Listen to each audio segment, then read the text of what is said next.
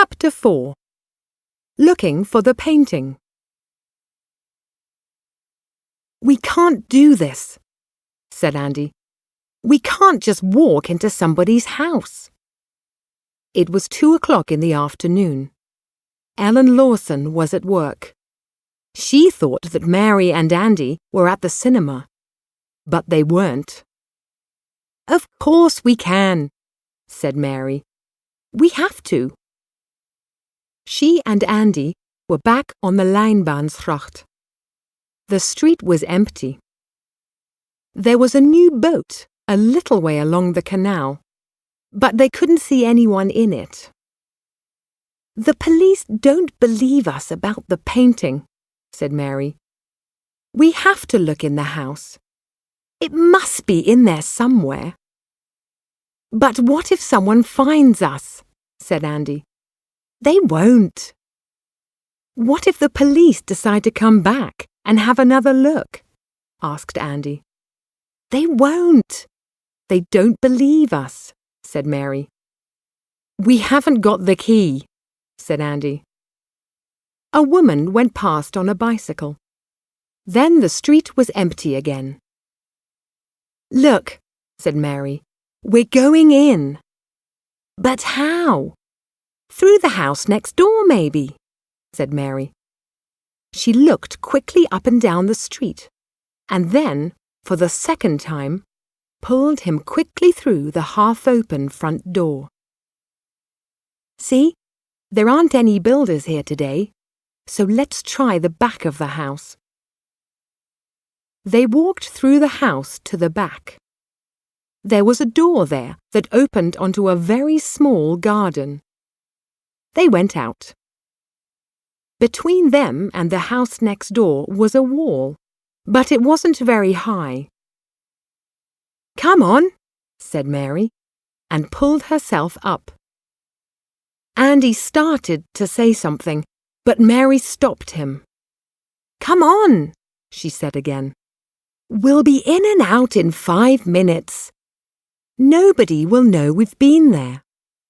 "All right," said Andy unhappily, and he pulled himself up and over the wall too. There was a window on the ground floor. Mary and Andy looked through it into a small kitchen. Then Mary looked at the window itself more carefully. "I don't think this window's locked," she said. She felt in her pockets, but couldn't find what she wanted. "Wait here," she said to Andy. Then she climbed back over the wall. A minute later she was back, with one of the builder's knives in her hand. She pushed the knife down the side of the window. It opened easily. She and Andy climbed into the kitchen. There was a table, chairs, 2 dirty coffee cups, but no painting. They stood and listened for a minute. "Okay," said Mary. "I can't hear anyone. Let's have a quick look round." They went from the kitchen into a large living room at the front of the house. No painting there, just 2 sofas, chairs, a coffee table, and a TV. There were also some stairs going up. Mary started walking up the stairs. Andy followed. On the first floor there were 3 rooms, a small bathroom and 2 bedrooms. Andy looked in the bathroom. Mary pushed open the door to one of the bedrooms. It was a large room with 2 double beds and a large wardrobe. There was also a sofa, 2 large chairs, and a bookcase full of old books. She looked behind the sofa and under the beds. No painting. As she turned to leave the room, she looked at the bookcase. On one of the shelves was a photograph of a dog in front of a house in the country. Mary walked over and took the photo off the shelf to look at it more closely. Not for the first time She hoped she could have a dog one day soon. She was about to put the photo back when she saw something. That's strange, she thought. There's a keyhole in the back of the bookcase. Just then, Andy came into the room. Come on, he said. We've got to be quick. Then he saw what she was doing. What are you looking at? He asked. Why is there a keyhole in the back of the bookcase? Asked Mary. I don't know, he said. Come on. But then he stopped. Mary was pulling the bookcase, and it was opening like a door. Andy and Mary looked behind it into a small area like a cupboard. In the cupboard was the thing that they were looking for.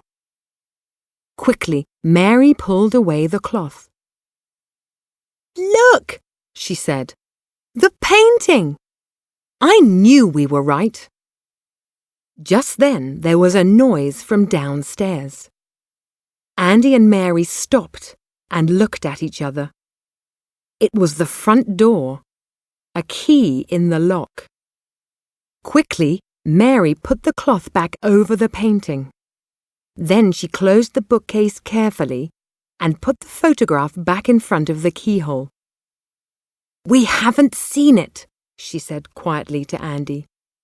Now let's try to get out of here.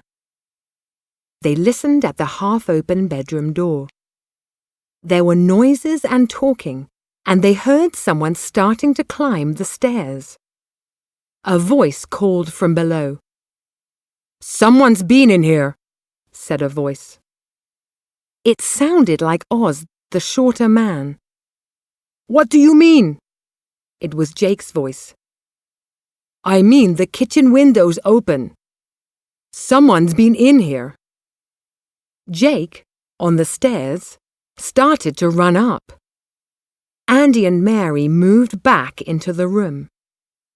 Jake ran into the room and saw the teenagers. He looked at the bookcase, then looked back at them. Oz! He shouted. In the bedroom!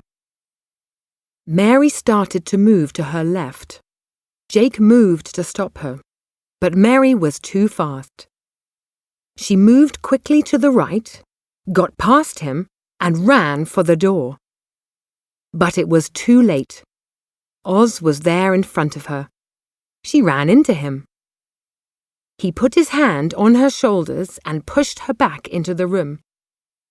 Not so fast, young lady, he said. You're going nowhere.